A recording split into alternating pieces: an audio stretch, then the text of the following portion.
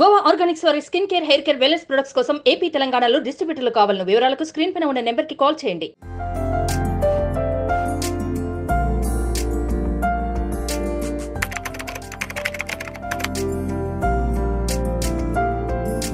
మీకు తెలుసా, కిచెన్లో కందిపప్పు డబ్బా ఖాళీగా మారుతోంది. ఇంట్లో వండినా సరే టమాటో పప్పు, పాలకూర పప్పు, పప్పుచారు కాస్ట్లీగా మారిపోతున్నాయి. ఎందుకంటే షాపులో రేటు పెరిగిపోతుంది. గతేడాది ఇదే సమయంలో కందిపప్పు ధర కిలో 100 రూపాయలు మాత్రమే. ఇప్పుడు 180 రూపాయలకు చేరింది.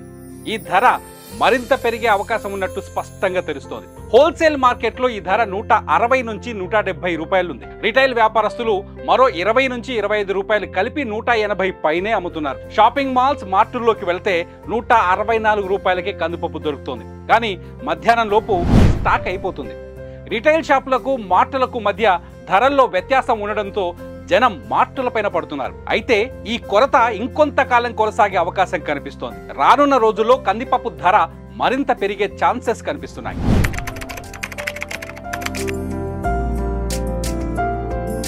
ఏ వస్తువు ధర అయినా ఎప్పుడు పెరుగుతుంది అంటే డిమాండ్కు తగ్గట్టుగా సప్లై లేనప్పుడు మాత్రమే పెరుగుతుంది.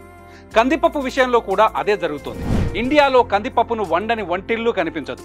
ప్రతి ఇంట్లో ప్రతిరోజు కందిపప్పును ఏదో ఒక రూపంలో తీసుకుంటారు. కూరలు, సాంబార్ లేని భోజనం ఉండదు.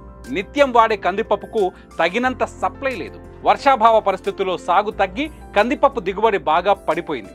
అందుకే ధరలు పెంచుతున్నామని దాల్ మిల్లర్స్ వ్యాపారులు చెబుతున్నారు. కేంద్ర ప్రభుత్వం చొరవ చూపి దిగుమతులను పెంచితే తప్ప కందిపప్పు ధరను అదుపు చేయలేమని చెబుతున్నారు. సాధారణంగా టాంజానియా, సూడాన్, మయన్మార్ వంటి దేశాల నుంచి మనం పప్పు దినుసులను దిగుమతి చేస్తాం. కానీ గడిచిన 6 నెలలుగా ఈ దిగుమతులు కూడా భారీగా తగ్గిపోవడంతో కందిపప్పుకు కొరత ఏర్పడిందన్నది వ్యాపారులు చెబుతున్నమాట.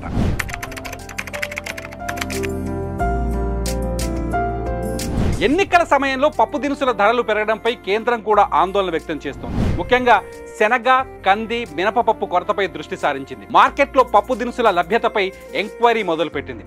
2023 అక్టోబర్లో 3.4 మిలియన్ టన్నుల కందిపప్పు అందుబాటులో ఉంది. ప్రస్తుతం అది 3.33 మిలియన్ టన్నులుగా కనిపిస్తోంది.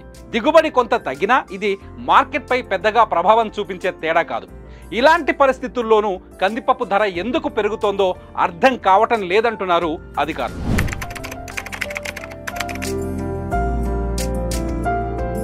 కందిపప్పు ధర పెరగడానికి కారణాలు రెండు కనిపిస్తున్నాయి.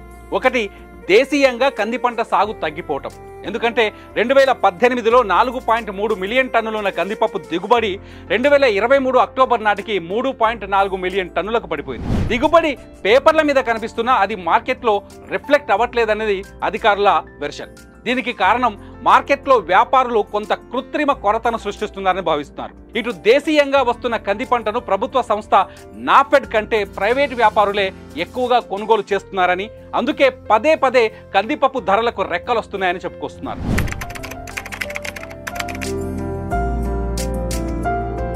కందిపప్పు ధరలను అదుపులోకి తెచ్చేందుకు కేంద్రం కొన్ని చర్యలు చేపట్టింది. బ్లాక్ మార్కెట్లో ఉన్న కందిపప్పు నిల్వలను మార్కెట్లోకి తీసుకొచ్చే ప్రయత్నం చేస్తోంది. కందిపప్పు మిల్లర్లు, వ్యాపారుల దగ్గరున్న నిల్వలపై దృష్టి సారిస్తోంది. ఇప్పటికే కేంద్ర బృందాలు మహారాష్ట్ర, మధ్యప్రదేశ్, గుజరాత్తో పాటు మరో 7 రాష్ట్రాల్లో విచారణ మొదలుపెట్టారు. పప్పులను బ్లాక్ చేసిన వారిపై ఎసెన్షియల్ కమోడిటీస్ యాక్ట్ కింద కేసులు నమోదు చేస్తున్నారు. ఇటు దేశీయంగా ఉన్న నిల్వలను బయటకు తీయడంతో పాటు అటు విదేశాల నుంచి దిగుమతులను కూడా ప్రోత్సహిస్తోంది. 2023 డిసెంబర్లోనే పప్పు దినుసుల దిగుమతులపై సుంకాన్ని పూర్తిగా తొలగించింది. ఈ నిర్ణయం 2024 జూన్ వరకు కొనసాగించాలని నిర్ణయించింది. ఫలితంగా దేశాల నుంచి అంటే వివిధ దేశాల నుంచి పప్పు దినుసుల దిగుమతులను ప్రోత్సహించినట్టయింది. దీంతో దేశీయంగా ధరలు అదుపులోకి వస్తాయని అంచనా వేస్తోంది. ప్రస్తుతానికి మాత్రం టమాటో పప్పు, పాలకూర పప్పు, ముద్దపప్పుతో పాటు పప్పుచారు కూడా చాలా కాస్ట్లీ. లాస్ట్ పంచ్ ఏంటంటే మార్కెట్ మాఫియా సృష్టించిన కృత్రిమ కొరత ప్రభావమే ఈ మొత్తం ధరల పెరుగుదల వెనుక కనిపిస్తోంది. మరి మీరేమంటారు?